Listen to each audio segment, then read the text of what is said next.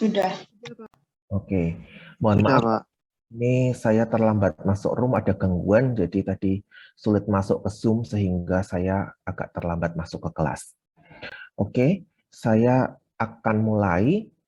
Hari ini kita akan lanjutkan materi kita. Kalau kemarin kita sudah bahas mengenai temperatur, mengenai panas, hari ini kita akan bahas topik yang lain.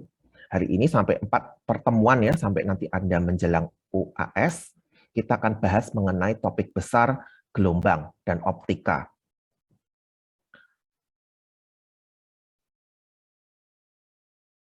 Saya akan share slide-nya.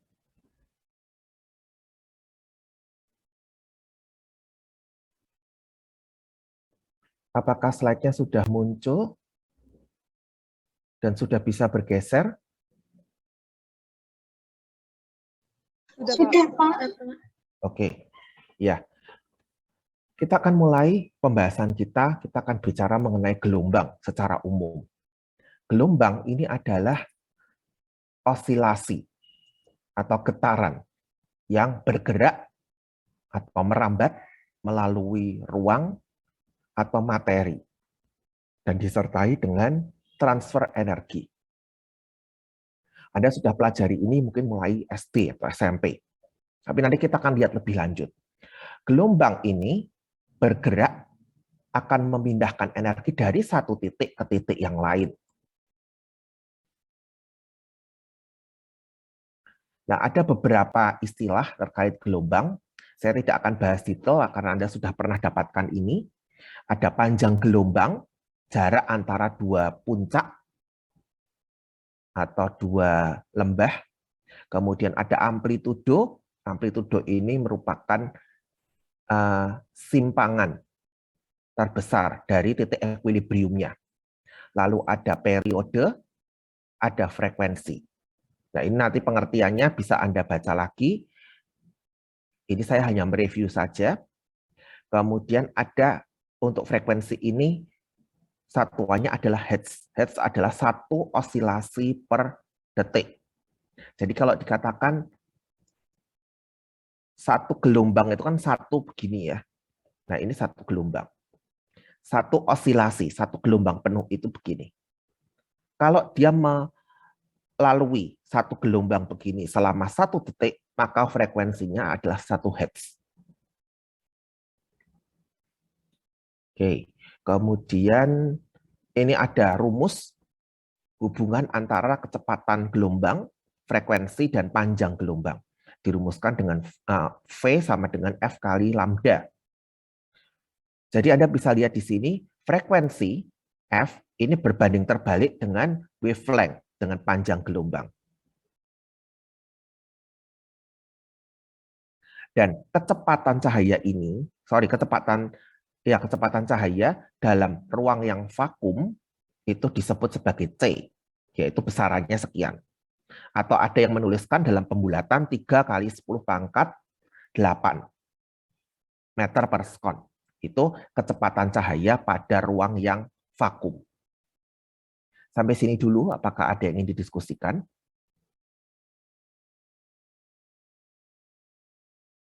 Oke, kalau tidak ada, sekarang saya mau bertanya.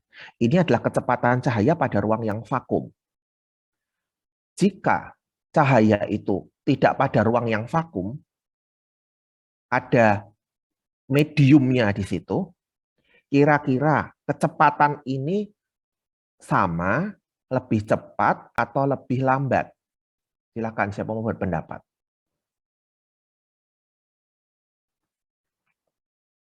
Ruang vakum itu misalnya dari matahari sampai ke bumi gitu ya, itu kan ruang alam semesta itu kan vakum, hampa.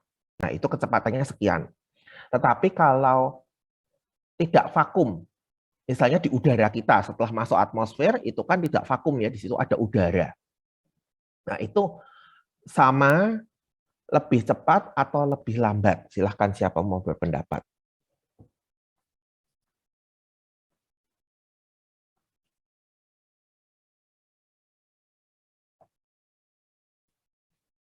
Cek, cek.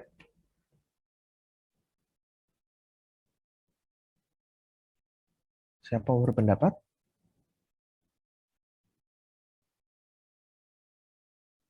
Oke, kalau tidak ada, saya coba tanya ya, saya tunjuk saja. Marcel Crescendo, apakah ada?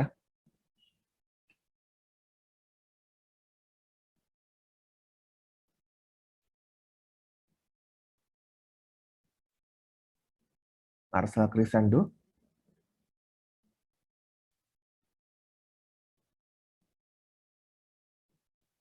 Ya, menurut Anda bagaimana?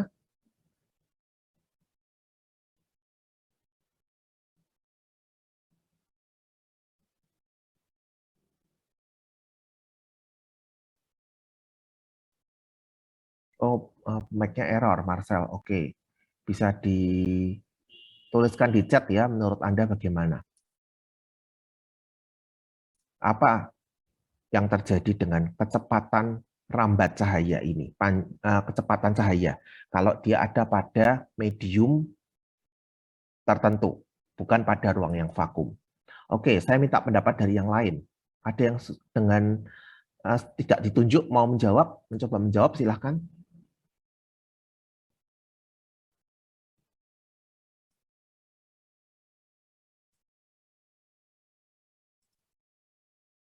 Deira Vika, ada?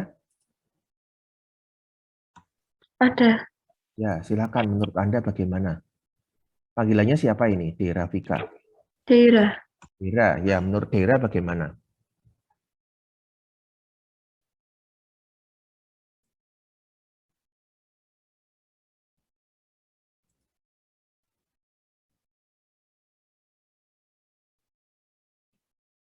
Deira, cek, cek.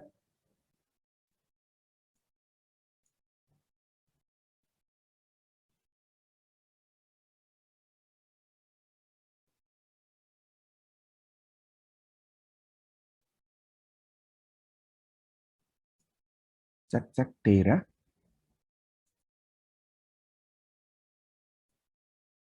Deira bisa open mic untuk menjawab. Marcel ini sudah menjawab lewat chat. Kecepatannya tetap sama menurut Marcel. Oke, Deira, Halo, maaf ya. tadi agak keputus, Pak. Oke, menurut Anda bagaimana? Menurutku agak beda, soalnya uh, ketetapannya beda. Yang vakum sama enggak. Beda itu lebih cepat atau lebih lambat? Lebih, bentar. Lebih cepat yang vakum atau lebih lambat yang vakum? Oke, saya tanya juga yang lain ya. Vincenzo, silahkan. Vincenzo Faustino.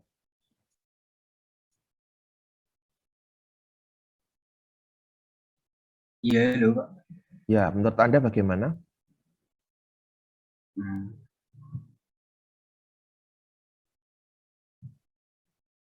Mungkin saya sependapat dengan Marcel. Kecepatannya tetap sama.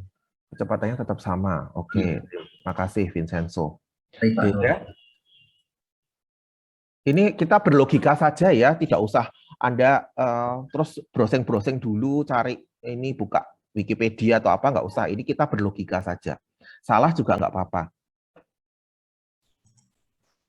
Siapa mau menjawab? Ada yang mau berpendapat? Dera masih belum muncul Saya suara. ingin mencoba, Pak. Oke, Rio silahkan.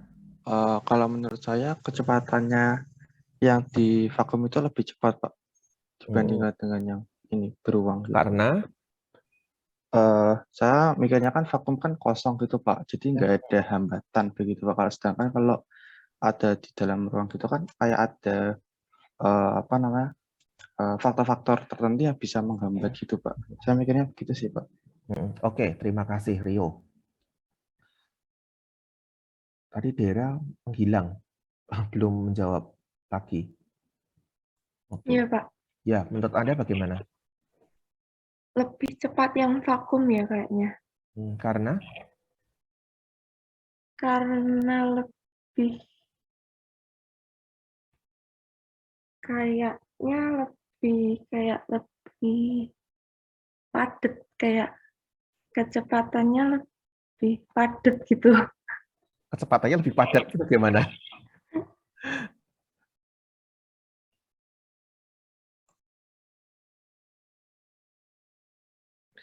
Oke ya, kita bahas. Jadi tadi seperti yang dikatakan oleh Rio. Sebentar, ada yang mau berpendapat lagi? Oke, saya bahas ya. Seperti yang tadi disampaikan oleh Rio. Dalam vakum ini kan sepertinya seperti bebas hambatan begitu ya. Jadi cahaya akan merambat dengan kecepatannya 3×10⁸ meter per sekon. Tapi ketika ada dalam medium tertentu, maka akan ada dalam tanda kutip hambatan gitu ya. Ada partikel-partikel yang ada di medium itu, entah itu udara, gas ya, atau uap air, atau zat padat begitu ya, itu akan menghambat. Sehingga ketika cahaya ini merambat pada medium, kecepatannya tidak segitu gitu ya, tidak 3×10⁸, tapi dia akan berkurang. Berkurangnya seberapa banyak? Tergantung dari kepadatan mediumnya. Semakin padat mediumnya, maka merambatnya akan semakin lambat. Nanti mungkin 2 pertemuan mendatang, kita akan belajar.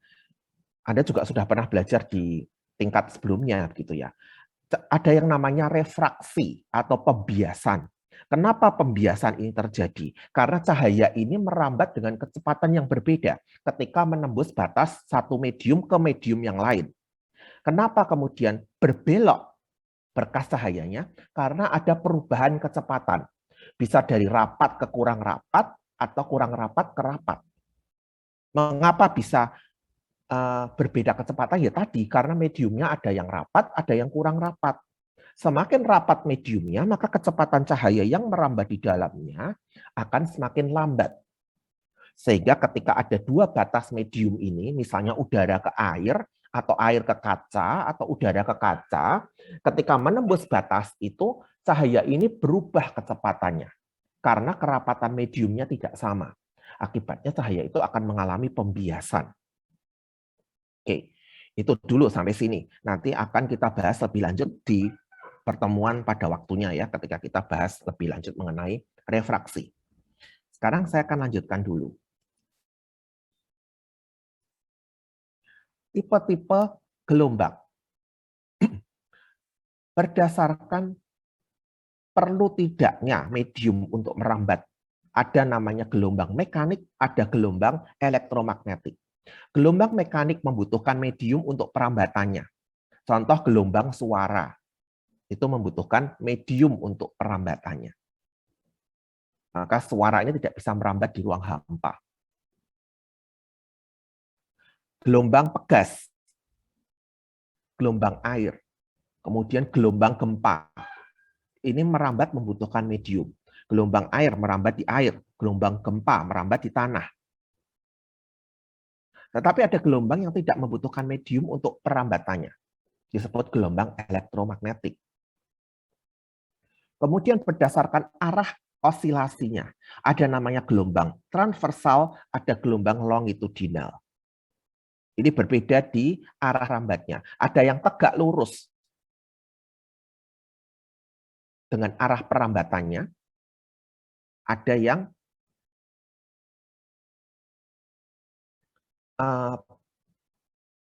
paralel dengan arah perambatannya. Gelombang transversal, ada gelombang longitudinal. Nah, perhatikan di poin yang paling bawah, gelombang mekanis itu bisa transversal, bisa longitudinal. Tetapi gelombang elektromagnetik ini semuanya transversal.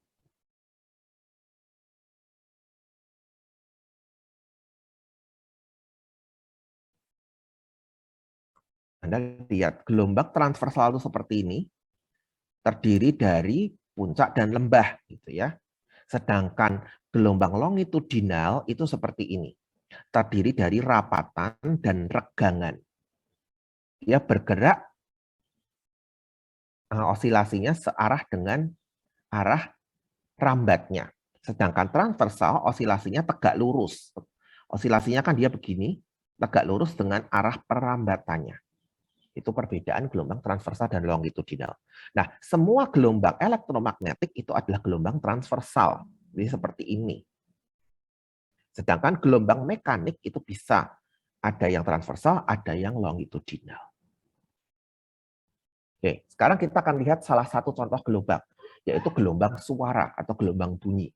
Nah, gelombang ini merupakan gelombang mekanik dan longitudinal. Jadi seperti ini.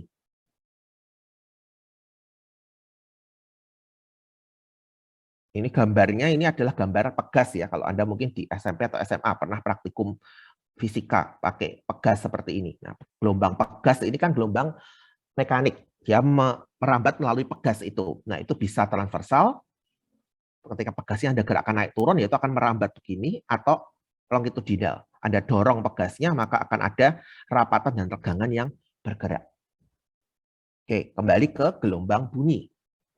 Nah, gelombang bunyi ini diklasifikasikan berdasarkan frekuensinya. Di bawah 20 Hz disebut infrasound, 20 sampai 20.000 Hz itu adalah audible, dan di atas 20.000 itu adalah ultrasound.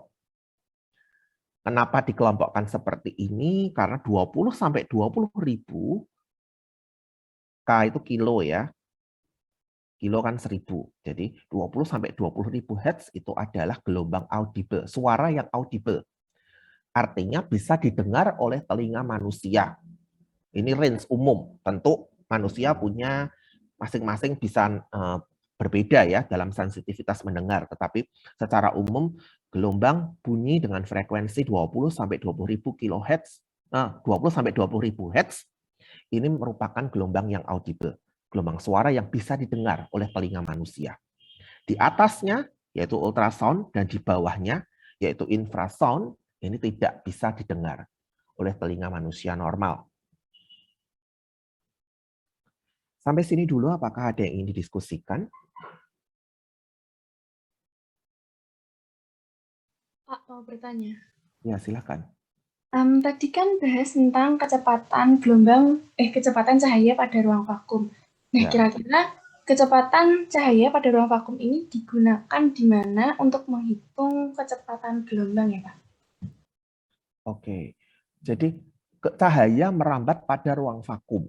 Itu misalnya dari matahari ke bumi, gitu ya. Nah, itu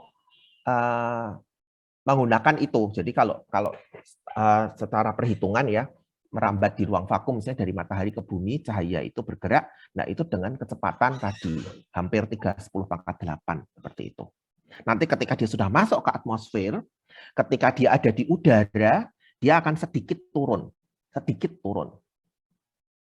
Tapi ini akan beda lagi nanti kalau dia misalnya merambat ada di air, atau menembus air, atau menembus kaca, atau menembus udara yang kondisi udaranya berbeda, nanti akan berbeda. Nanti kita akan bahas lebih lanjut ketika kita bahas refraksi, nanti ada namanya indeks bias. Nanti kita akan bicara lebih lanjut di situ.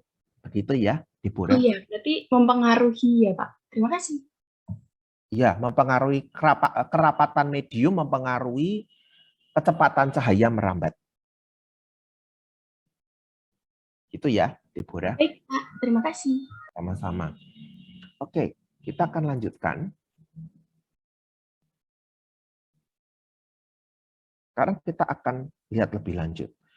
Kenapa kita kok bicara mengenai gelombang bunyi? Apa hubungannya dengan bidang pangan? Nah, setidaknya ada dua yang kita akan pelajari pada pertemuan kali ini terkait bunyi hubungannya dengan bidang pangan. Ada yang namanya noise level. Level kebisingan. Kebisingan ini diukur dalam desibel, ya dinyatakan dalam desibel. Desi ini seperti desimeter. Ya, jadi 1 bel itu 10 desibel, seperti 1 meter 10 desimeter gitu. Nah, kebisingan ini itu pada level 120 desibel, kebisingan ini sakit, mulai menyakitkan bagi pendengarnya. Dan skala desibel ini adalah skala logaritmik. Nah, hubungannya apa dengan bidang pangan? Di industri pangan, di pabrik-pabrik pengolahan makanan, ini kan ada mesin-mesin yang berbunyi, ya, mesin-mesin yang mengeluarkan suara. Nah, umumnya suara ini cukup gaduh Sehingga kalau kita ada di dekatnya, kita berbicara itu akan sulit terdengar. Tetapi umumnya kegaduhan ini tidak sampai level yang akan menyebabkan kemungkinan gangguan pendengaran secara serius. Gitu. Beda dengan misalnya industri besi baja begitu, yang ada memukul menempa besi baja begitu, ya itu akan membuat level kebisingan yang lebih tinggi.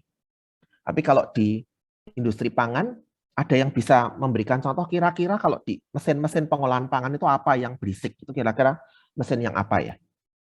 Ada yang mau berpendapat, silahkan. Grinder, Pak. Blender, oke. Yang lain? Mesin kelapa di pasar. Mesin kelapa, mesin pemarut kelapa maksudnya? Iya, Pak. Oke. Ya, tadi contohnya ya blender, kemudian tadi ada mesin pemarut kelapa dan mesin-mesin yang lain begitu. Mixer pada level tertentu dia menimbulkan suara begitu ya. Kemudian mesin pengayak itu kalau di industri misalnya kita mau memasukkan tepung ke dalam adonan, itu tepungnya atau gula halusnya itu diayak dulu. Nah itu akan bergetar. Nah bergetar ini menimbulkan suara juga. Jadi memang banyak mesin-mesin industri pangan yang menimbulkan suara. Nah suara ini ada batasnya supaya tidak menimbulkan gangguan pendengaran. Ya meskipun secara umum memang tidak keras-keras sekali gitu ya, relatif pada level yang ya bising tapi nggak bising-bising amat gitu. Nah sekarang kita akan lihat lebih lanjut. Maka ada batas aman supaya orang yang bekerja atau orang yang ada di sekitar situ tidak mengalami resiko gangguan pendengaran. Nah kita lihat dulu ini beberapa contoh sumber bunyi dan intensitas desibelnya. Pabrik itu umumnya di 80 desibel, lalu lintas kota di 70 desibel, orang ngomong normal di 60 desibel, orang bisik-bisik pelan itu 20 desibel, tapi pesawat jet yang lepas landas itu 140 desibel. Tadi kita punya bahwa 120 desibel ini mulai menyakitkan. Nah, pabrik itu kira-kira di sini. Nah, pabrik pada umumnya ya, tentu ya beda kalau Anda di dekat blender dengan di dekat oven gitu. Oven kan sepi, tenang, nggak ada suaranya. Ya beda ya, tapi ini rata-rata, kira-kira segitu. Nah, lalu apa kaitannya? Kita lihat. Di sini ada durasi kebisingan per hari yang diizinkan pada level suara tertentu supaya tidak menimbulkan gangguan pendengaran. Kalau 8 jam per hari itu kena 90 desibel masih nggak apa-apa. Kalau lebih tinggi 100 desibel, 2 jam saja sehari, nggak boleh lama-lama. Ada batasannya. Nih ya. Jadi kalau kita lihat di sini, average factory 80. 80 itu berarti di bawahnya ini masih aman, relatif masih aman. Selama 8 jam kerja. Tentu kita akan lihat lebih lanjut lagi kalau dia di mesin yang memang berisik sekali gitu ya. Ya itu memang nanti perlu dicek, tapi ini kita lihat secara umum. Jadi di pabrik ini masih termasuk aman kalau kita lihat secara umum. Nanti kalau kita bicara, Pak, kalau orang itu kerja di dekat satu mesin yang sangat bising bagaimana? Nah, itu memang nanti perlu dicek lebih lagi. Ya, ada alat yang memang bisa mengukur desibelnya ini. Jadi nanti kalau memang seperti itu, ya apa yang bisa dilakukan? Misalnya orang itu diberi penutup telinga. Kalau dia memang bekerja di dekat mesin yang menimbulkan suara yang berisik, ya itu bisa pakai penutup telinga misalnya untuk mengurangi paparan kebisingan supaya tidak menimbulkan resiko gangguan pendengaran. Misalnya seperti itu. Tapi secara umum panduannya seperti ini. Jadi kalau Anda yang suka dengar musik keras-keras, hati-hati ya kalau Anda misalnya suka di kamar mungkin pakai earphone terus pasang musik yang keras begitu. Nah, itu ya nggak tahu tuh sekeras apa Anda, itu desibelnya berapa. Karena kalau ini contohnya rock band dengan amplifier tuh 110 desibel, kalau kita lihat 110 desibel tuh hanya boleh setengah jam per hari. Nah, kalau Anda dengar musik, saya nggak tahu sekeras apa musik yang Anda dengar. Itu perlu hati-hati, jangan sampai melebihi batas paparan kebisingan yang diizinkan, supaya Anda tidak terpapar sesuatu yang beresiko menyebabkan gangguan pada pendengaran.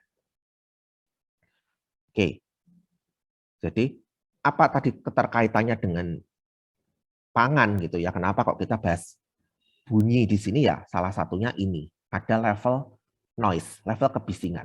Sekarang kita lihat lebih lanjut. Nah, threshold of hearing, batas pendengaran itu adalah 10 pangkat min 12 watt per meter persegi. Batas sakit itu adalah 1 watt per meter persegi. Nah, Anda lihat di sini. Ini mulai sakit, itu 120 desibel. Dan ingat bahwa desibel ini adalah skala logaritmik, skala log. Ya, maka di sini kita lihat batas sakitnya itu 1 watt per meter persegi. Ini adalah sebenarnya 120 desibel tadi. Kita lihat lebih lanjut untuk persepsi kita. Suara dengan intensitas 10 pangkat min 5 watt per meter persegi akan 2 kali lebih keras kalau suaranya 10 pangkat min 6. Anda lihat, berarti ini naik. Ya. 10 pangkat min 6 naik jadi 10 pangkat min 5. Itu naik 1 skala log. Ya.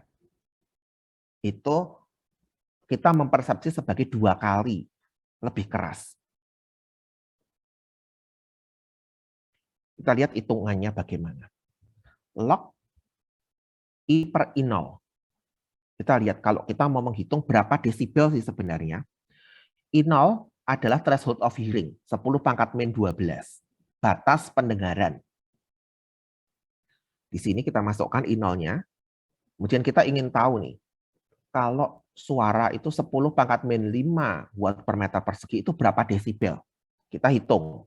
Dimasukkan I-nya 10 pangkat min 5, I0-nya tetap ya 10 pangkat min 12, maka ini akan jadi 10 pangkat 7. Ya, log 10 pangkat 7 atau 7 bel. 7 bel itu 70 desibel. Ya, jadi 10 pangkat min 5 watt per meter persegi, ini kalau dikonversi menjadi desibel adalah 70 desibel. Maka tadi di awal saya katakan desibel ini adalah skala logaritmik. Nah, ini penjelasannya seperti ini. Sampai sini ada pertanyaan.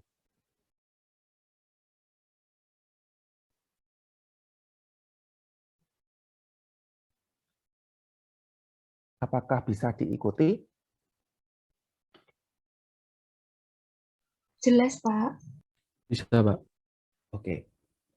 Lanjut ya. Nah, kita lihat contoh soal. Berapa perbedaan intensitas suaranya? Kalau dari 40 desibel berubah jadi 70 desibel.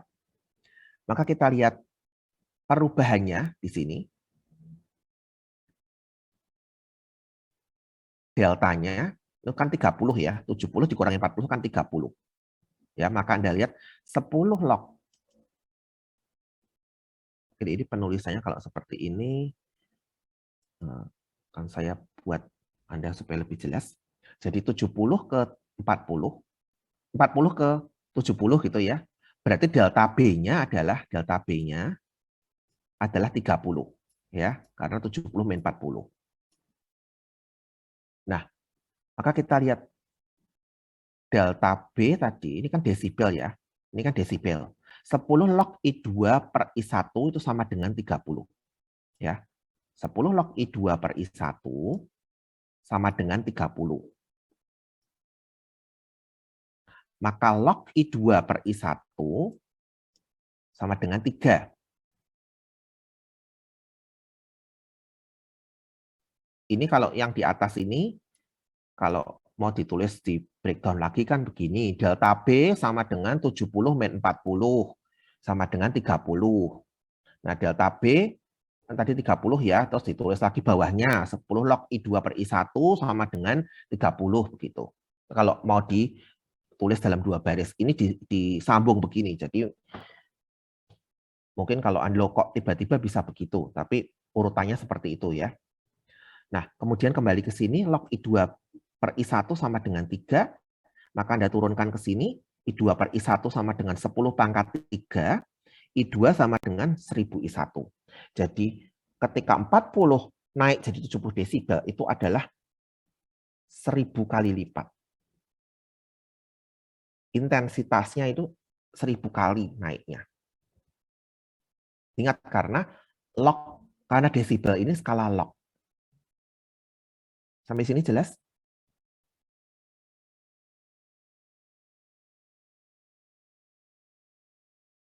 Ada pertanyaan?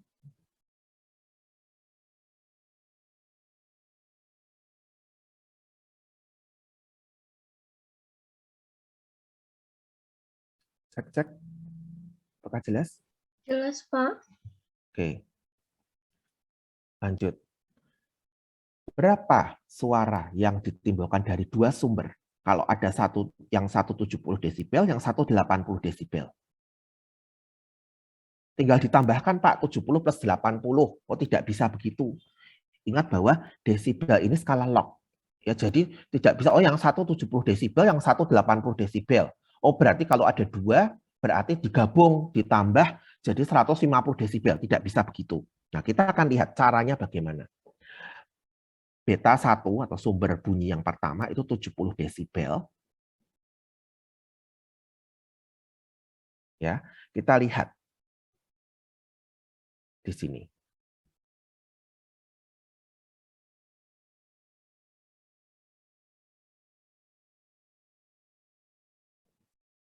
Sepuluh log I1 per 10 min 12 ini adalah I0 ya, sama dengan 70 desibel. Nah, 70 desibel itu sama dengan 10 log 10 pangkat 7. Ya.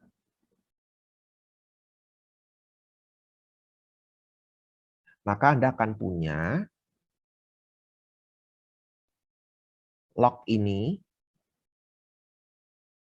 kan 10 log I1 per 10 pangkat min 12. Ini sama dengan 10 log 10 pangkat 7 kan?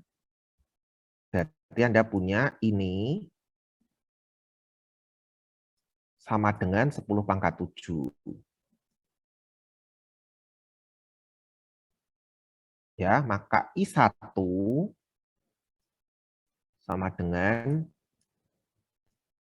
10 pangkat min 5.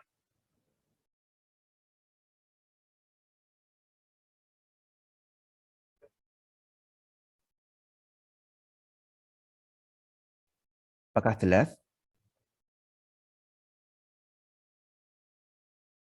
Pak, saya ingin bertanya, Pak. Ya, silakan. Ya, itu yang 10 pangkat min 12 itu dari mana ya, Pak? Saya masih kurang nangkep, Pak. Oke. 10 pangkat min 12 itu adalah I0. Ya. I0 ini adalah, saya kembali ke sini, threshold of hearing. Ini. Batas pendengaran itu 10 pangkat min 12.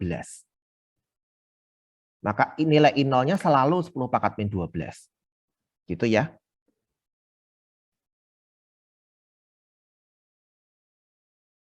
Apakah jelas? Jelas, Pak. Oke. Oke, sekarang saya lanjutkan. Ya, tadi yang beta 1, sumber bunyi pertama, itu adalah 10 pangkat min 5.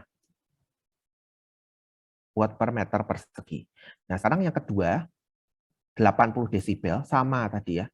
Jadi, 10 log I2 per 10 pangkat min 12 sama dengan 80 desibel.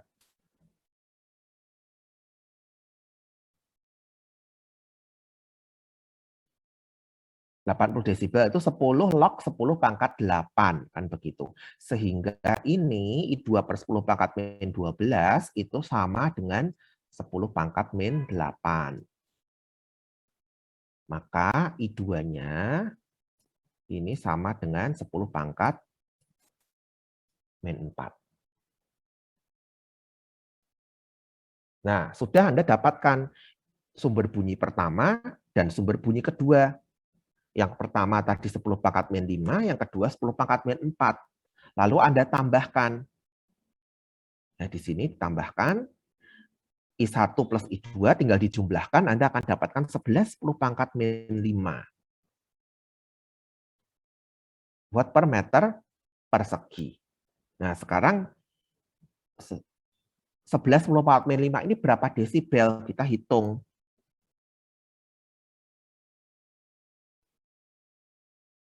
Ya, di sini.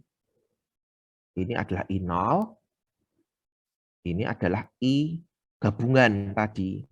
11 10 pangkat min 5.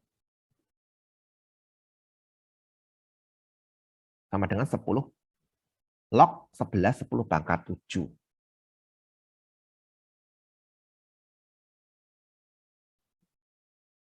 Maka kita dapatkan ini.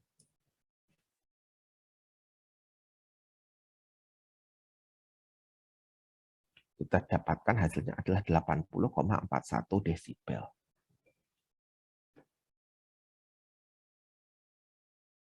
Sepuluh log 11 kali 10 pangkat 7 kan berarti ini ya, dari sini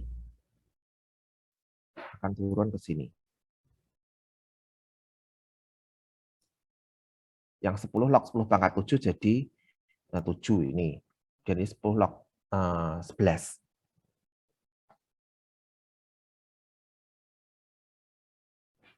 (1,041) itu dari log 11.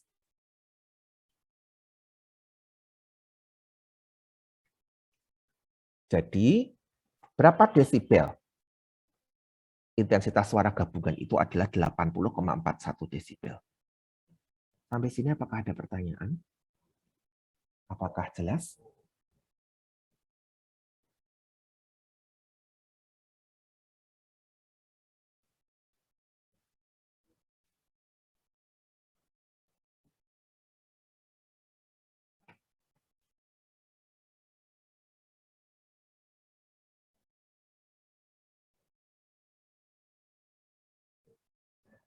Ada pertanyaan?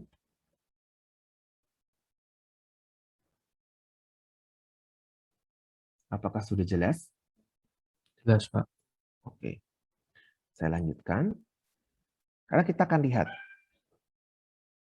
keterkaitan yang kedua antara bunyi dengan bidang pangan. Ada yang namanya acoustic properties. Ini mungkin Anda tidak terpikir ya. Yang terpikir, oh kalau akustik itu ya musik, itu ada akustiknya. Tapi kalau bidang pangan, terus kok ada acoustic properties itu seperti apa ya? Oke, kita akan lihat. Acoustic properties di makanan ini, kita bicara mengenai acoustic emission. Acoustic emission dihasilkan selama menggigit dan mengunyah makanan. Jadi kita bicara mengenai suara yang dihasilkan, yang dikeluarkan ketika kita menggigit dan mengunyah makanan. Ini merupakan atribut yang penting dari tekstur makanan. Kalau Anda beli keripik, Anda gigit, Anda tidak mendengar suara kriuk, maka Anda akan berpikir, oh ini berarti teksturnya sudah tidak baik. Oh berarti keripiknya melempem, misalnya seperti itu. Ini untuk snack type food. Lalu kalau Anda menggigit apel, tidak bunyi keras, nah Anda akan berpersepsi, oh ini berarti apel saya sudah bonyok. Apelnya sudah tidak segar lagi, sudah hampir busuk, misalnya seperti itu.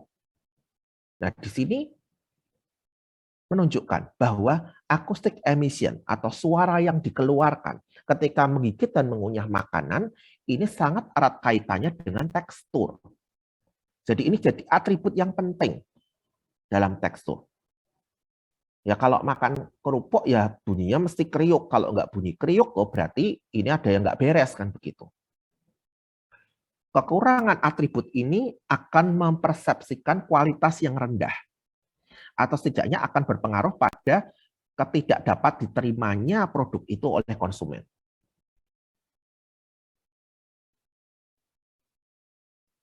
Ini menjadi tanda kesegaran atau pengolahan yang sudah sesuai. Kalau kerupuk tidak kriuk, ya mungkin gorengnya kurang benar gitu ya. Sehingga itu berarti kan, oh pengolahannya tidak sesuai, kan seperti itu. Nah, ada gelombang bunyi yang dikeluarkan ketika dikunyah tadi. Itu disebut acoustic emission. Kalau secara sederhana ya Anda akan dengar itu ketika orang menggigit sesuatu kriuk. Tetapi memang secara penelitian sebenarnya itu bisa diukur ya. Jadi berapa suara yang dikeluarkan ketika digigit itu ya, kriuknya itu. Itu ada, bisa diukur gitu ya. Nah, nanti kemudian oh kalau seperti ini dihubungkan dengan kondisi kesegaran. Atau misalnya dihubungkan dengan oh kadar air. Kalau kerupuk kriuknya itu nilai acoustic emisinya itu rendah, oh berarti kalau dihubungkan dengan kadar air, oh ternyata kadar airnya tinggi. Berarti kerupuk yang sudah kadar airnya tinggi itu melempem, suaranya ketika digigit tidak sekeras kerupuk yang kadar airnya rendah. Kira-kira gambarannya seperti itu, tapi kita tidak bahas detail. Kita tidak bahas detail sampai ke contoh penelitiannya. Kalau Anda mau searching, Anda bisa cari acoustic emission, cari jurnal penelitian makanan gitu ya. Anda akan jumpai itu. Jadi penelitian-penelitian di mana acoustic emission ini diukur, lalu dihubungkan dengan kesegaran, dihubungkan dengan parameter yang lain, kadar air misalnya dan sebagainya. Nah, acoustic properties ini dikatakan ya can be used to numerically express. Jadi bisa digunakan untuk menyatakan secara numerik. Karena tadi bisa diukur. Ada alat ukur, nanti bisa keluar angkanya. Dihubungkan dengan kualitas. Dengan atribut tekstur. Yang disebut dengan crunchiness atau crispness. Nah, sekarang saya mau tanya nih. Ada istilah crunchy dan ada istilah crispy. Mungkin dalam bahasa Indonesia sama-sama diterjemahkan renyah.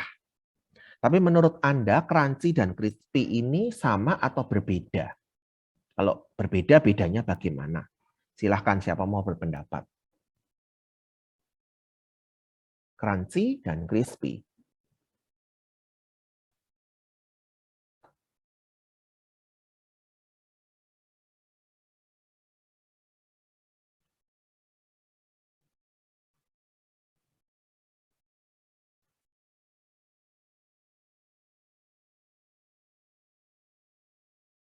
Apa bedanya?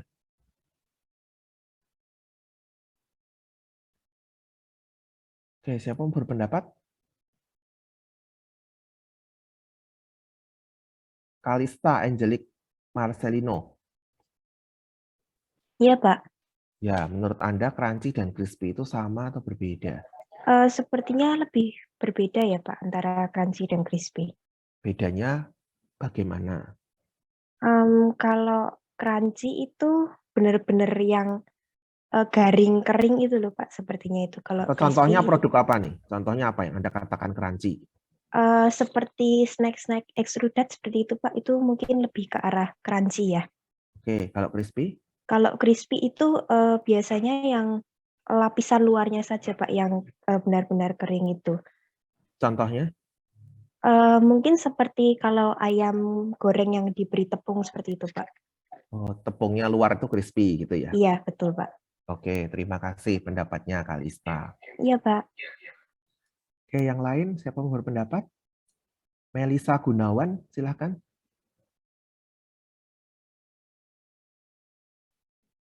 Halo, Ya, Melisa silahkan menurut Anda.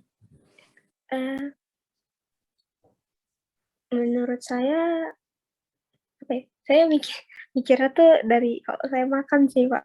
Kalau misalnya crunchy itu lebih ya kalau keseluruhan saya makan tuh kayak apa ya? Ngomongnya Gimana? saya mikirnya kalau crunchy sama crispy itu kalau saya makan tuh kalau crunchy kayak keseluruhan gitu, Pak. Kayak kalau saya makan kayak apa ya?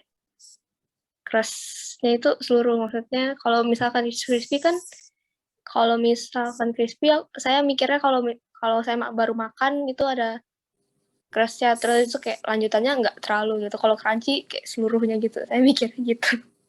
Oke, terima kasih Melisa. Yang lain ada yang mau berpendapat?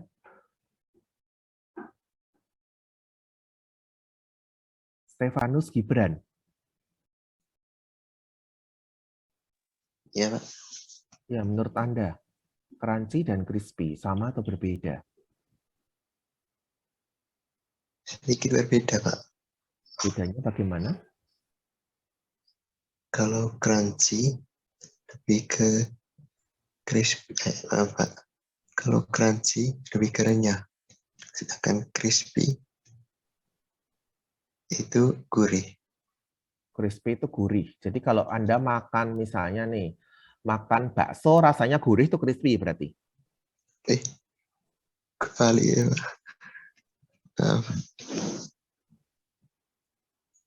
Gimana kalau crunchy gurih tuh?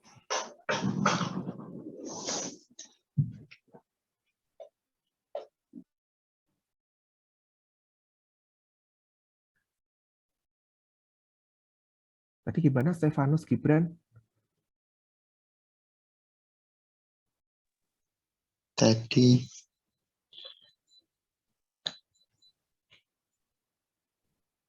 Jadinya bagaimana crunchy dan crispy? itu Pak, kalau crunchy itu kebalik gurih. Kalorinya itu crispy. Kalorinya itu crispy. Apa yang crispy? Kalau crispy itu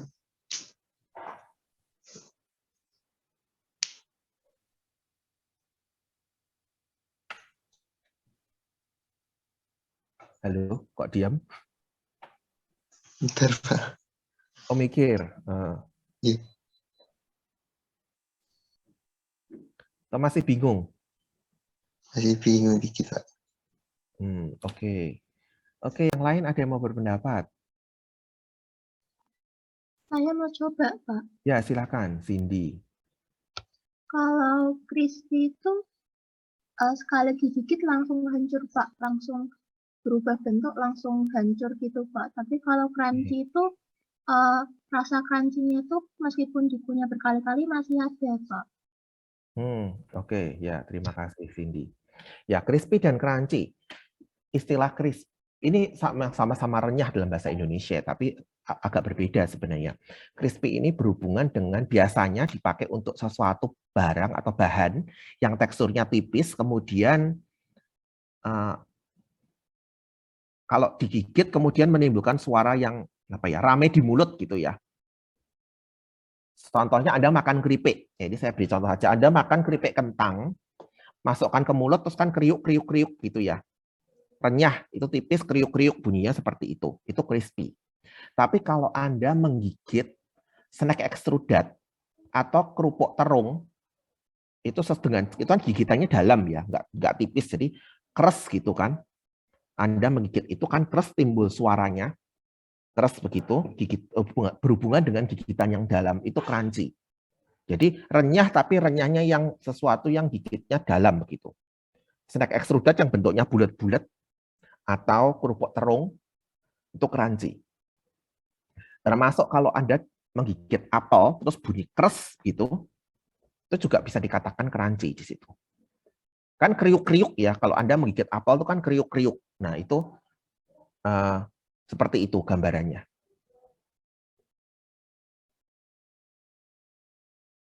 Sampai sini apakah bisa dipahami? Crispy dan crunchy.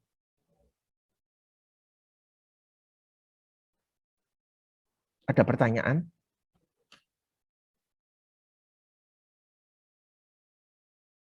Jelas, Pak. Jelas, oke. Saya lanjutkan. Nah, tadi kita sudah bicara mengenai suara yang bisa didengar ya. Tadi ada noise, kemudian ada acoustic emission. Sekarang kita akan lihat suara yang tidak termasuk audible sound, tapi ada hubungannya dengan pangan. Kita lihat ultrasound. Ultrasound ini adalah yang di atas kemampuan manusia untuk mendengar. Di atas 20 kHz ya. Ada namanya ultrasonic cleaning. Ultrasonic cleaning, alatnya namanya ultrasonic cleaner, ini membersihkan menggunakan gelombang ultrason. Biasanya menggunakan juga solvent, pelarut, biasanya air untuk membersihkan. Jadi gambarannya seperti ini. Anda mungkin pernah di mall atau ini ya, lihat seperti ini. Untuk mencuci sayur-sayurnya dimasukkan, kemudian diisi air begini, lalu ditutup, lalu dinyalakan. Ini alat ini mengeluarkan gelombang ultrasonik. Ya karena ultrasonik maka tidak terdengar oleh telinga manusia. Tapi fungsi dari gelombang ini untuk merontokkan kotoran-kotoran yang misalnya, kalau tanah kan kita cuci saja hilang ya. Ada residu-residu apa yang tidak mudah hilang begitu saja dibantu dengan ultrasonic cleaner. Tetapi memang kalau secara penelitian ya tentu kita akan lihat lebih lanjut. Oh, residunya apa, kemudian perlu dipapar berapa lama supaya hilang, tinggal berapa, dan sebagainya. Tapi ini kita tidak bahas lebih detail, ini saya hanya tunjukkan aplikasinya. Mungkin Anda pernah lihat alat seperti ini, atau mungkin Anda punya di rumah. Kemudian sonikasi. Sonikasi ini merupakan aplikasi suara, yaitu ultrason biasanya, untuk yang dimanfaatkan adalah energinya. Energi dari gelombang suara ultrason itu untuk mengagitasi, untuk mengaduk partikel. Tujuannya terutama untuk supaya homogen, untuk homogenisasi. Di alat lab ini ya ada namanya ultrasonic bath atau ultrasonic probe. Kalau bath itu bentuknya seperti ini. Ini ada airnya, lalu diberi gelombang bahannya kita masukkan ke sini. Misalnya reagen atau bahan-bahan yang mau kita larutkan di dalam pelarut tertentu dimasukkan ke labu takar. Lalu labu takarnya dimasukkan ke sini, ini diisi air lalu dinyalakan. Maka ini akan memberikan gelombang ultrasonik. Ingat tadi bahwa gelombang ini mentransferkan energi. Energi ini akan dimanfaatkan untuk mengaduk, menghomogenisasikan campuran yang ada di dalam labu takar itu. Atau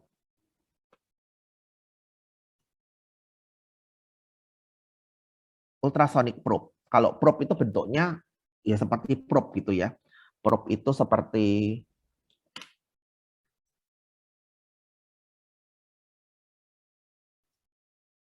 jadi misalnya ini ada wadah beker gelas begitu.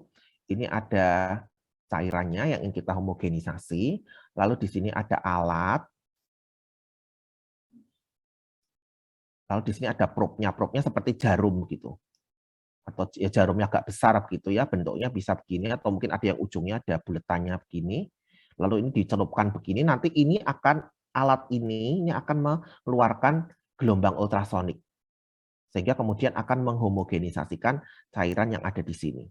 Ya, di sini nanti akan terkena energi dari gelombang ultrasonik tadi. Itu yang probe. Sama prinsipnya, hanya ini bentuknya probe seperti jarum begitu dicelupkan atau seperti batang begitu dicelupkan, sedangkan yang ini bentuknya adalah bath ya, seperti wadah untuk mencelupkan. Berikutnya ada namanya ultrasonic pest control. Ini pengendalian hama menggunakan gelombang ultrasonik. Nah, suara yang di ultrasonik ini tadi kan tidak terdengar oleh manusia, tetapi dia bisa terdengar oleh hewan-hewan tertentu. Biasanya contohnya di sini ya, digunakan untuk tikus, kemudian bisa kacoa, bisa hama yang lain begitu.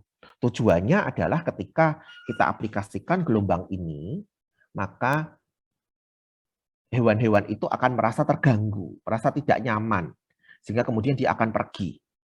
Nah, tujuannya seperti itu, supaya ruangan itu atau area itu tidak ditinggali oleh hewan-hewan tertentu. Maka dipasangi alat seperti ini.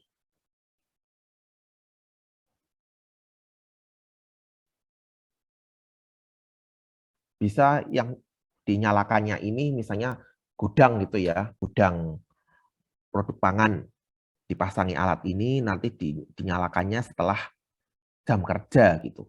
Seorangnya pulang, alat ini dinyalakan. Bisa seperti itu. Ya memang suaranya tidak terdengar oleh telinga manusia, tetapi maksudnya untuk menghindari gelombang terlalu banyak supaya ketika orang ada di situ, jam kerja kan ada orangnya, kemudian orang itu tidak terpapar dengan gelombang ultrasonik sekian lama begitu ya. Maka itu terus dinyalakan setelah jam kerja biasanya. Nah, ini contoh aplikasi gelombang ultrasonik di teknologi pangan. Dan Anda bisa baca sendiri. Ini aplikasinya, ini prinsipnya. Ada prinsipnya untuk menggetarkan vibrasi, ada yang membantu dalam atau dia untuk heat transfer ya, untuk perpindahan panas. Ini pada produknya dan ini ada keuntungannya, keunggulannya. Kita tidak bahas detail ya, karena ini masih di fisika dasar, kita tidak bahas detail masing-masing. Ini Anda akan belajar lebih lanjut di mata kuliah lanjutan. Kemudian ada sonic bloom technology.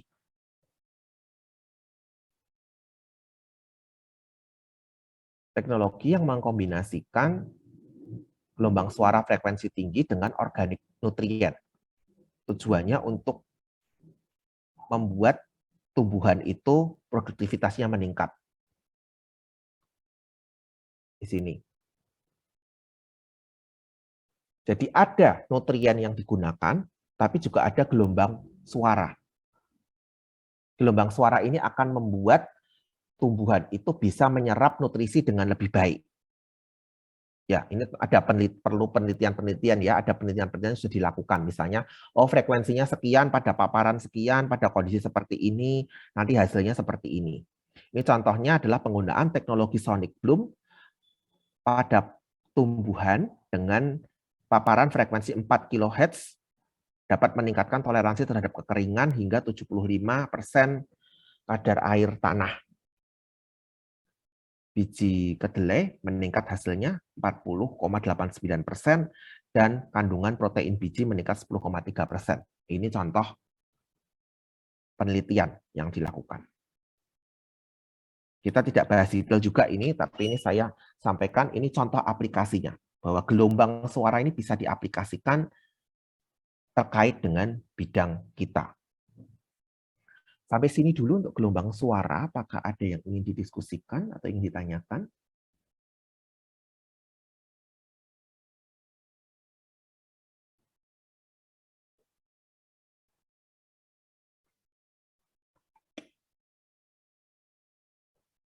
Apakah sudah jelas?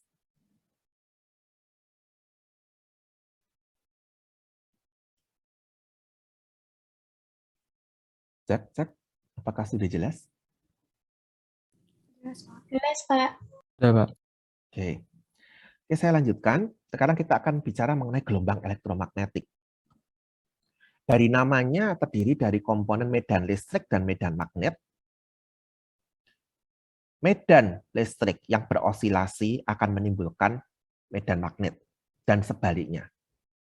Dan medan listrik dan medan magnet yang berosilasi bersama ini menghasilkan gelombang elektromagnetik, maka disebut elektromagnet. Ya, diklasifikasikan menjadi beberapa tipe tergantung dari frekuensi dan panjang gelombangnya. Kita lihat di sini.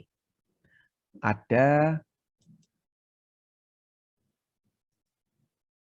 7 kelompok sini, mulai dari sinar gamma, sinar X, ultraviolet, visible light atau cahaya tampak, inframerah, gelombang mikro, dan gelombang radio.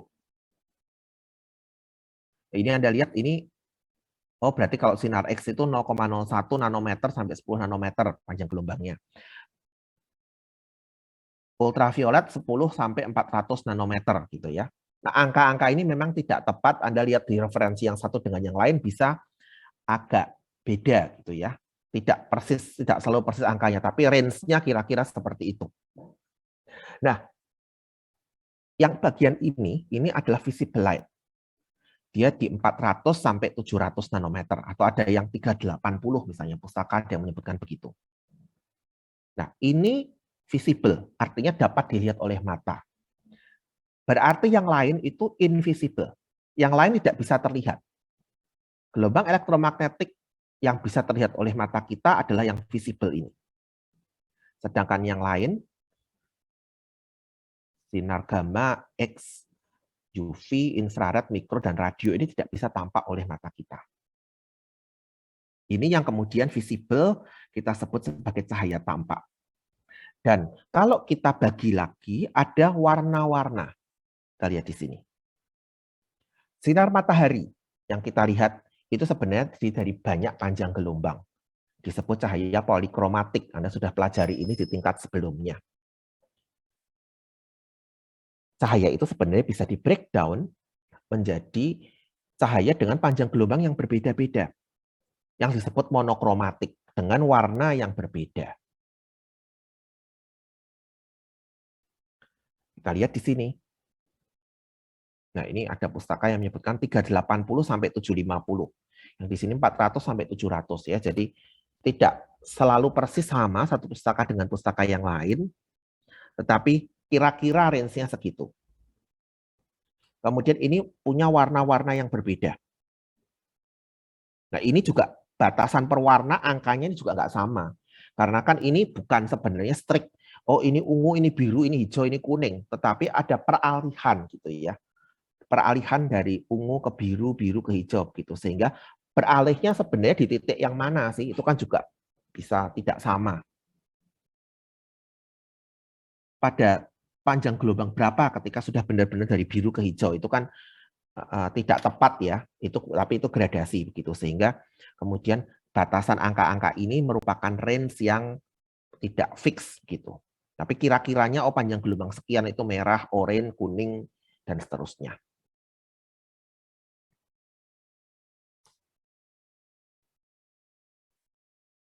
Oke, sampai sini dulu apakah ada pertanyaan?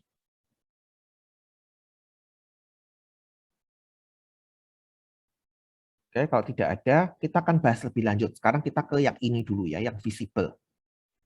Nanti pertemuan mendatang kita akan lihat yang lain-lain ini. UV, X-ray, infrared, dan sebagainya. Sekarang kita lihat dulu visible. Perannya apa? Salah satu yang pokok kalau kita bicara cahaya tampak adalah pencahayaan atau iluminasi. Pencahayaan membuat kita bisa melihat satu objek. Anda sudah belajar di tingkat sebelumnya bahwa bagaimana kita bisa melihat satu objek. Bisa karena objek itu memancarkan cahaya dan cahaya masuk ke mata kita, atau objek itu memantulkan cahaya. Kita bisa melihat meja, karena ada cahaya kena ke meja, meja memantulkan ke mata kita. Dan mata kita bisa melihat, oh itu ada meja. Nah, sumber cahayanya di sini bisa cahaya matahari, bisa lampu. Lampu itu memancarkan energi dalam bentuk spektrum baik yang tampak maupun tidak tampak. Matahari juga begitu ya, makanya ada pernah dengar matahari juga mengandung UV gitu. UV-nya apa? Tampak atau tidak tampak? Karena UV itu termasuk dalam invisible spektrum. Lampu juga begitu. Cahaya yang Anda lihat itu yang visible, tapi selain itu bisa ada yang invisible. Ada infrarednya misalnya begitu. Nah, lampu ini kita lihat ada namanya incandescent lamp, itu lampu pijar, pakai filamen tungsten. Nanti ketika dihubungkan dengan listrik, filamen ini akan berpijar, sehingga lampunya menyala, gitu ya. Ada lampu yang fluoresen, ini 2-3 kali lebih efisien dari incandescent.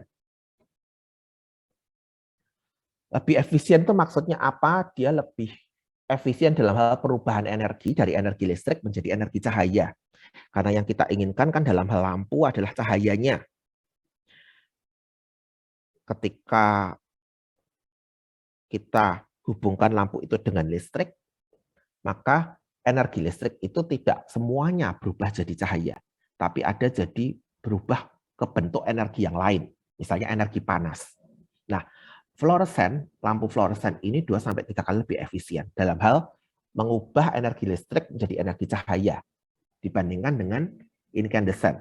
Ya, incandescent relatif kalau dibandingkan fluoresen ya lebih panas. Artinya sebagian energinya itu kalau kita bandingkan dengan fluoresen, panasnya lebih banyak. Sedangkan yang kita butuhkan dalam hal ini bukan panasnya, tapi cahayanya. Ini ada prinsip. Di sini Anda bisa baca sendiri nanti bagaimana lampu fluoresen itu bisa menghasilkan cahaya. Di listrik, kemudian di situ ada uap merkuri dan sebagainya, menghasilkan sinar UV, UV bereaksi dengan kristal fosfor, dan seterusnya, lalu kemudian menghasilkan cahaya. Kemudian ada lagi LED, lampu LED, Light Emitting Diode. Ini menghasilkan cahaya dengan pergerakan elektron pada perangkat semikonduktor. Butuh energi lebih sedikit, umurnya lebih panjang. Ini digunakan dalam kalau kita bicara hemat energi gitu ya. Kalau sekarang umumnya atau banyaknya menggunakan lampu ini LED. Karena hemat energi, pakai energinya lebih sedikit, kemudian cahayanya ya relatif lebih banyak gitu ya, cahaya yang dihasilkan. Jadi kita bicara mengenai konversi energi dari energi listrik jadi energi cahaya. Dan lebih lama umurnya dibandingkan yang incandescent dan fluoresen.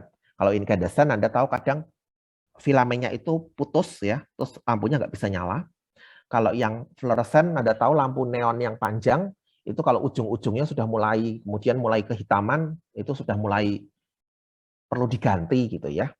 Nah, ini kalau LED ini punya umur yang lebih panjang, umur pakai yang lebih panjang. Oke, ini sekilas kita tidak bahas detail tentang perlampuan lebih lanjut. Teman-teman di bagian atau di bidang ilmu elektro kan akan yang mempelajari lebih dalam ya. Di sini saya hanya tunjukkan bahwa lampu sebagai sumber energi itu ada beberapa tipe dengan mekanisme penghasilan cahaya yang berbeda. Oke.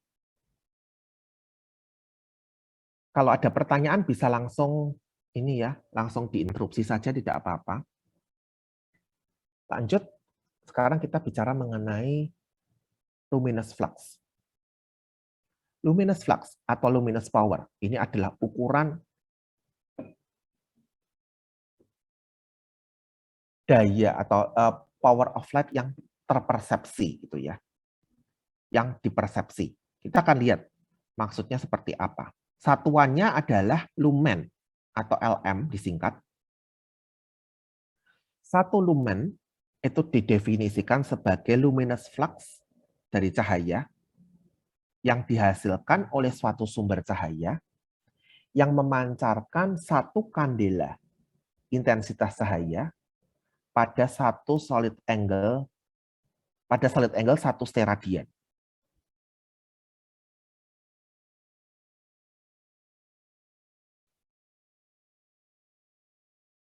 Saya sampaikan ini dulu. 1 steradian itu apa? Nanti kita kembali ke sini, tapi saya akan bicara dulu mengenai solid angle 1 steradian itu apa maksudnya. Kita lihat. Kalau kita punya lingkaran, ini punya jari-jari ya. Kalau ditarik jari-jarinya ke sini, kemudian ini jari-jari, ini jari-jari. Jadi kita punya bidang dengan dibatasi 3 jari-jari gitu ya, membentuk sudut. Sudut ini adalah 1 radian. Sudutnya namanya 1 radian. Menurut ilmu matematika, satu lingkaran ini 360 derajat, itu sama dengan 2 pi radian. Ini kalau lingkaran, bangun datar. Sekarang kita lihat bola. Bola itu bangun ruang. Ya, kita punya jari-jari dari pusat bola ke permukaan. Itu jari-jari. Kalau kita punya area di permukaan bola itu seluas R kuadrat, seluas jari-jari dikuadratkan, maka ini kan bentuknya kalau ditarik dari pusat ini bentuknya seperti kerucut gitu ya. Anda bayangkan ada bola, kemudian dari pusat bola sampai ke permukaan itu kan R. Itu jari-jarinya. Lalu ada ada permukaan, di permukaan bola itu areanya sebesar R kuadrat, maka Anda punya kerucut imajiner gitu ya. Ya tidak kelihatan kerucut benar, Anda bisa bayangkan, oh berarti itu ada bentuk seperti kerucut.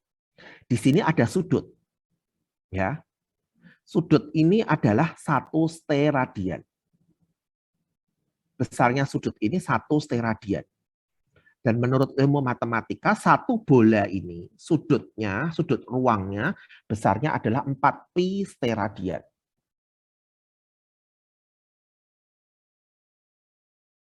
Sampai sini dulu, saya kembali ke sini.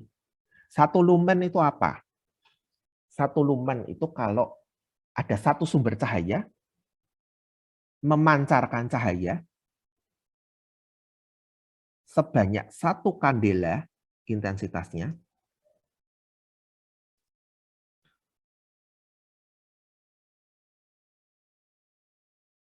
pada satu solid angle 1 steradian.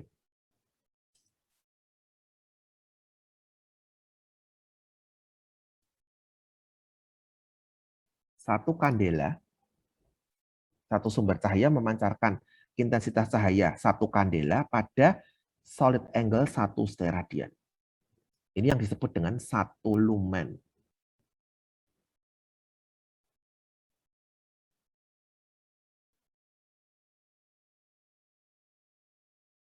Ini tadi penjelasannya. Satu bola penuh itu punya solid angle 4pi steradian. Jadi kalau satu sumber cahaya memancarkan 1 kandela intensitas cahaya ke seluruh penjuru, seluruh arah, berarti kan 1 bola itu ya. Maka totalnya adalah 1 kandela kali 4pi steradian berarti 12,57 lumen. Itu kalau kita bicara satu sumber cahaya memancarkan cahaya 1 kandela ke seluruh arah.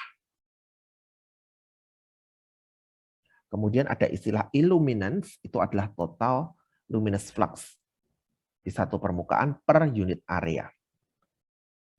Jadi kita lihat di sini ada istilah, Anda jangan bingung, ada luminous flux, itu satuannya lumen, disingkat Lm, itu kandela kali steradian. Ada luminous intensity, intensitas cahaya, ada yang menerjemahkan seperti itu. Satuannya kandela, disingkat CD. Ada illuminance, satuannya lux, disingkat LX. LX itu lumen per meter persegi. Ya, di sini Anda tahu apa bedanya. Ada luminous intensity, satuannya kandela. Kalau 1 kandela menyinari sudut 1 steradian, itu 1 lumen. Luminous flux-nya lumen, 1 lumen. Kalau ada 1 area, kita menyatakan sekian lumen per meter persegi, itu illuminance. Sampai sini apakah ada pertanyaan?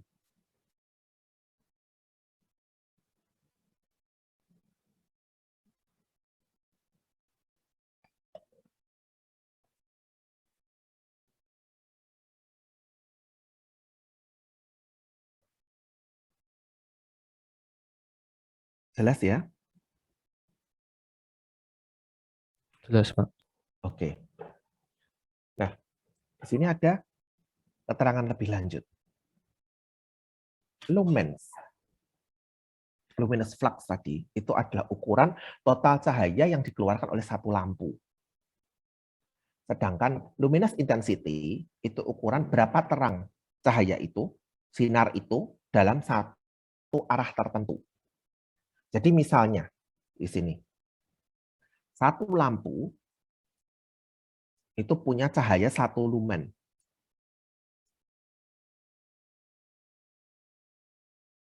Cahaya itu sedemikian rupa difokuskan dalam 1 steradian, maka berkas cahaya itu akan punya intensitas 1 kandela. Kalau ada 1 lampu, dia cahayanya itu 1 lumen, kemudian diarahkan sedemikian rupa sehingga mengarahkannya pada 1 steradian saja, maka itu intensitas dari berkas cahaya itu, intensitas cahayanya adalah 1 kandela. Tapi kalau 1 lumen itu kita bagi, tidak 1 steradian, kita bagi ke area yang lebih besar, maka area itu akan menerima cahaya kurang dari 1 kandela, karena cahaya lebih nyebar. Tapi kalau kita fokuskan lebih kecil ke area, ke sudut tadi setengah steradian misalnya, maka bidang yang disorot itu akan lebih terang. Karena cahaya itu jadi punya intensitas cahaya 2 kandela.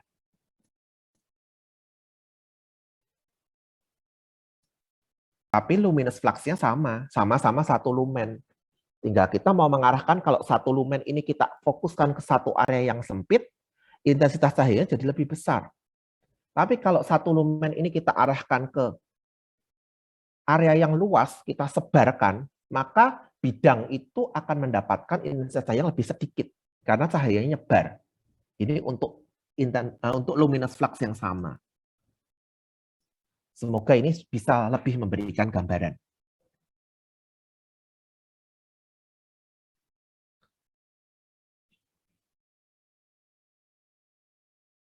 Oke. Sampai sini jelas ya?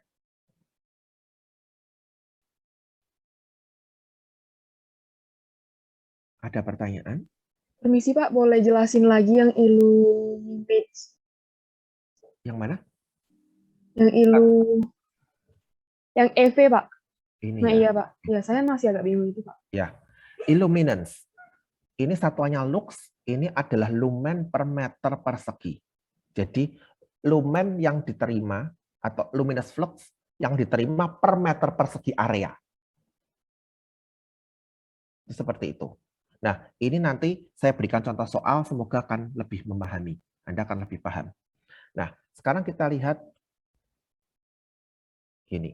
Tiap pekerjaan itu membutuhkan pencahayaan yang tidak sama. Ya. Itu membutuhkan pencahayaan tidak sama. Contoh ini. Area kerja di satu pengolahan pangan membutuhkan cahaya 800 lux. 800 lux itu artinya 800, kalau kita kembali ke sini, 800 lux itu artinya 800 lumen per meter persegi. Jadi kita sudah bicara, illuminance ini kita bicara lumen per meter persegi. Berapa lumen luminous flux yang perlu ada dalam 1 meter persegi. Itu illuminance. Ya, kembali ke sini tadi. Ini beda-beda. Tiap pekerjaan, tiap aktivitas itu butuh lux yang berbeda. Misalnya pada pengolahan makanan itu contoh saja 800 lux. Nanti kalau orang misalnya mau tidur gitu ya, kan lain lagi. Nanti kalau orang mau menulis ya, dia butuh cahaya yang cukup supaya dia jelas menulisnya. Tapi kalau restoran mungkin sedikit lebih terang dari kafe gitu ya.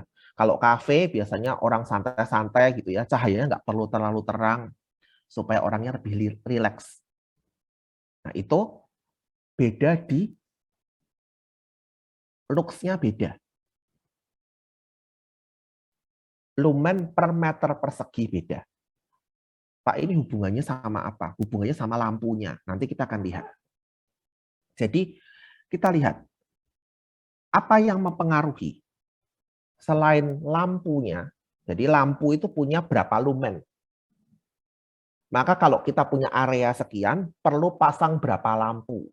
Kalau kita mau melakukan aktivitas yang butuh cahaya sekian lux. Kita mau menjaga ruangan itu 800 lux. Saya punya lampu 10.000 lumen satu lampu. Ruangan saya sekian kali sekian. Maka kita butuh berapa lampu? Nah, gambarannya seperti itu. Tetapi sebelum nanti kita lihat ke contoh soal, tidak hanya masalah berapa lampu, Ternyata ada faktor yang lain. Kita lihat di sini. Ada coefficient of utilization, CU. Ini memperhitungkan berbagai faktor dalam ruang tersebut. Lokasi lampu, kemudian proporsi ukuran ruangan, ya ruangannya itu tinggi apa pendek begitu ya. Kemudian ada light loss factor. Ini memperhitungkan hal-hal yang bisa menurunkan atau bisa mengurangi cahaya. Misalnya, ada debu di permukaan, ada lamp dust, ya, lampunya itu berdebu, atau ada lamp lumen depreciation. Lampu itu kalau baru dan lama itu beda, lumennya sudah berkurang karena depresiasi ini, lamp lumen depreciation. Semakin lama, semakin berkurang, semakin kurang terang. Nah, itu diperhitungkan dalam light loss factor. Ini ada perhitungannya sebenarnya, tapi kita di teknologi pangan kita nggak belajar itu. Itu teman-teman di bidang ilmu yang lain yang akan belajar lebih detail. Jadi termasuk bisa ngukur nih satu ruangan ada alatnya. Diukur, oh ini itu sekian lux gitu. Itu ada alatnya. Harusnya berapa lux diukur, oh sudah cukup atau belum, misalnya begitu. Itu ada alatnya. Tapi kita tidak belajar ke sana. Kita tidak belajar ngitung CU dan LLF. Kita hanya akan lihat contoh soal seperti ini. Nanti ada saya berikan contoh soal, CU dan LLF-nya sudah diketahui ya. Jadi kita cuma ngitung di sini yang saya berikan contoh, berapa lampu yang mau dipakai. Kita tidak sampai ke ngitung CU dan LLF. Contoh, kita punya area pengolahan makanan, kita butuh 800 lux. Ruangannya 10 kali 25, kita pakai lampu incandescent 500 watt, itu punya lumennya 10.600. Berapa lampu yang dibutuhkan? Kita lihat di sini. Ngitungnya bagaimana? Lumen per lampu, luxnya ya, lux yang dibutuhkan, itu lumen per lampunya berapa, dikali CU, dikali LLF, bagi meter persegi, terus dikalikan jumlah lampu. Kita butuh lampunya berapa? Kita lihat di sini. Kita masukkan, oh kita butuhnya 800 lux. 800 lux, per lampunya itu 10.600 lumen. Dikalikan CU dan LLF 0,6 dan 0,8. Ya, lux itu kan lumen per meter persegi. Terus meter perseginya dihitung. Nah, di sini. Nah, kita kan sudah punya nih lumen per meter persegi.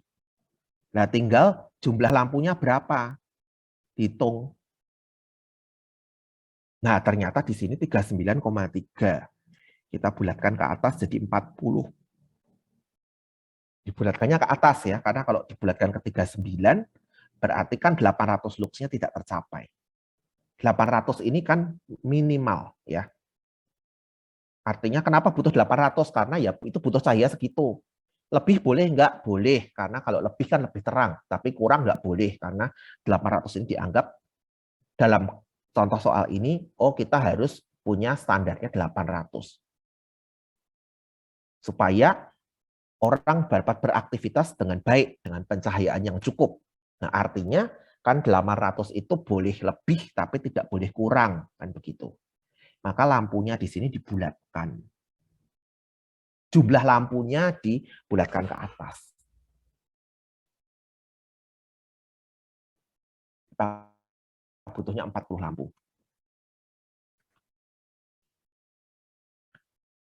Contoh yang lain kita lihat. Nah, nanti ini bisa Anda coba kerjakan sendiri. Kantor distributor makanan. Nah, ini dalam contoh ini membutuhkan intensitas cahayanya tidak terlalu banyak gitu ya dibandingkan dengan produksi tadi 800 lux ya, karena kan harus melihat oh ini jangan sampai ada kontaminasi fisik dan sebagainya gitu, jadi butuh yang lebih terang. Di sini kantor distributor dalam contoh soal ini oh cuman cukuplah 500 lux. Ruangannya sekian, pakai lampu fluoresen dengan lumennya sekian, hitung lampu yang dibutuhkan. Nanti bisa Anda hitung.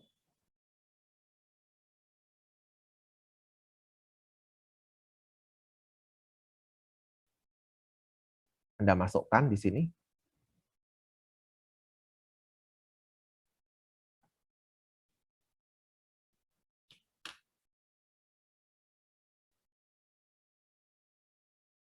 Jadi Anda bisa hitung jumlah lampu yang dibutuhkan. Ya, ini ya dengan tadi ya, dengan rumus yang tadi.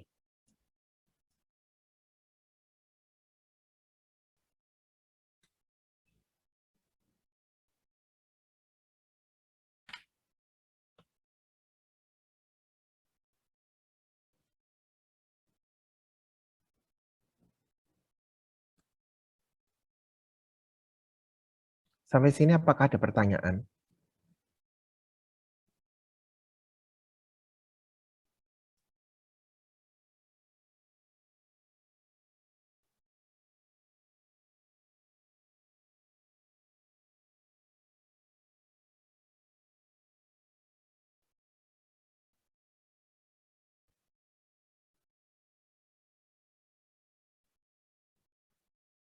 Apakah sudah jelas?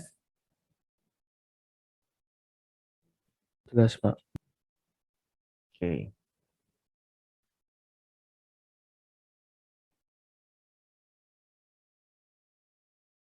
Pertemuan mendatang kita akan lanjutkan lagi. Kita sudah bahas yang visible light. Nanti pertemuan mendatang kita akan masih lanjutkan tentang gelombang, tapi kita akan lihat yang invisible. Yang spektrum-spektrum yang tidak tampak tadi. UV, X-ray, gamma, dan seterusnya. Kemudian saya infokan masih dibuka ya berarti untuk mulai kuliah yang hybrid ya. Itu untuk fisika dasar ini dibuka, jadi silahkan kalau Anda yang memang sudah memenuhi syarat dan bisa ikut, bisa mendaftar untuk yang mendatang ya, karena ini yang tanggal untuk minggu depan kan sudah selesai pendaftarannya, jadi untuk minggu depannya lagi. Kuliah yang bulan Desember ya, minggu pertama itu berarti akan didaftar minggu depan begitu. Jadi silahkan kalau Anda memang sudah memenuhi syarat untuk bisa hadir di kelas, bisa mendaftar untuk kuliah hybrid sehingga Anda bisa mulai membiasakan untuk kegiatan di kampus gitu ya. Karena ini kita kan memang peralihan. Hybrid ini untuk penyesuaian tadinya online semua, sekarang di hybrid learning supaya mulai membiasakan. Oh, ke kampus seperti ini, aktivitasnya kampus begini. Sebelum nanti kalau kondisinya bisa baik, kan harapannya kita bisa bisa offline semua, kan harapannya seperti itu. Tetapi ya nanti kita lihat perkembangannya bagaimana, tapi saat ini dibuka untuk kesempatan hybrid learning. Jadi kalau memang Anda sudah bisa untuk itu ya, untuk mengikuti hybrid learning, saya lihat di beberapa mata kuliah yang lain juga sudah ada, tapi untuk fisika dasar ini memang sudah dibuka tetapi belum ada yang mendaftar. Jadi kalau Anda berminat, Anda memenuhi syarat terkait tempat tinggal, vaksin, izin orang tua, dan sebagainya, bisa daftar ke koordinator kelasnya untuk mengikuti kuliah hybrid berikutnya. Oke, kuliah hari ini saya akhiri. Terima kasih untuk perhatiannya. Kita ketemu lagi berarti Jumat yang akan datang. Selamat pagi. Terima kasih, Pak. Terima kasih, Pak. Selamat pagi.